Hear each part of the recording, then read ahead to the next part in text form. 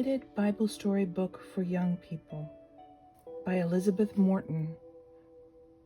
Printed in the U.S.A., copyright 1927, published by the John C. Winston Company, Chicago, Philadelphia, Toronto.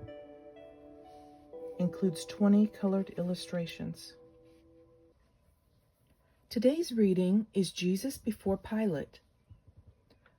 Suffered under Pontius Pilate.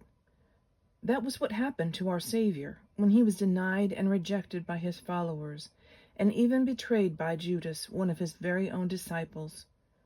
And now his enemies had asked the chief priest to bring him before Pontius Pilate, who was the governor of Judea. It was early in the morning when Jesus was led to the courtroom. As Pilate looked upon the pale young prisoner, he was filled with pity, and turning to the enemies of Jesus, he demanded to know what this man had done. The people made 3 charges. 1, that he had taught evil. 2, that he forbade paying taxes to Caesar the emperor. And 3, that he called himself a king. Of course, these charges were all false, and Pilate paid no heed to them.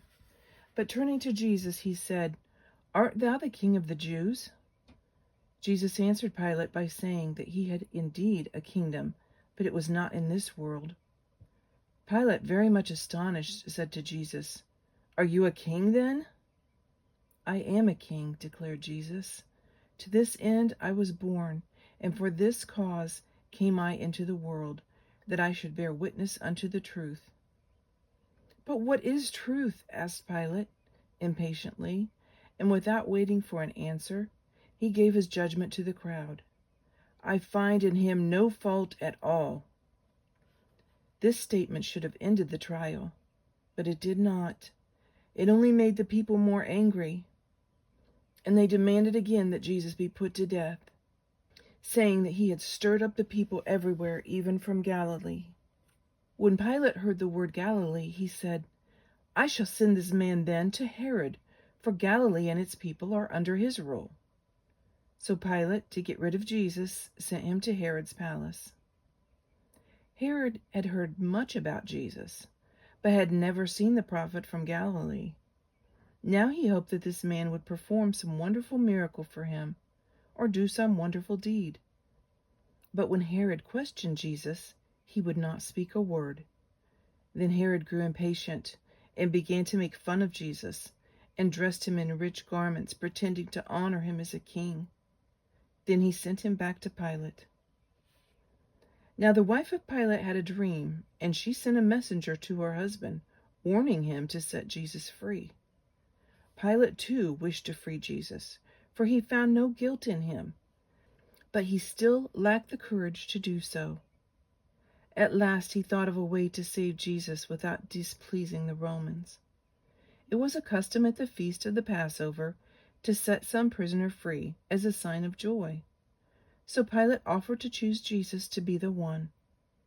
But the people shouted out, more angry than ever, "No, we want Barabbas to be freed."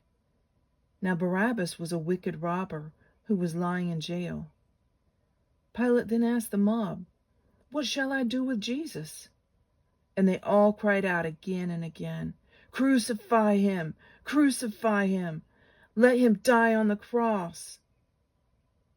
So the trial came to an end. And Pilate, fearing that he would get into trouble with Caesar if he let Jesus free, ordered that he should be crucified. And after Pilate's cruel soldiers had beaten Jesus until he was bleeding, they took an old purple robe and threw it around his shoulders. On his head they placed a crown of sharp thorns, and in his hand they put a reed instead of a scepter. Then bowing low before him, they mocked him, crying, "Hail, King of the Jews!" Jesus bore all this in silence, and when Pilate saw his meek, patient face, he thought the people would pity him. So he led him to the midst of the crowd and cried, "Behold your king!" But as before, the answer came, "Crucify him." And at last Pilate yielded to the wishes of the people. He was not brave enough to save Jesus.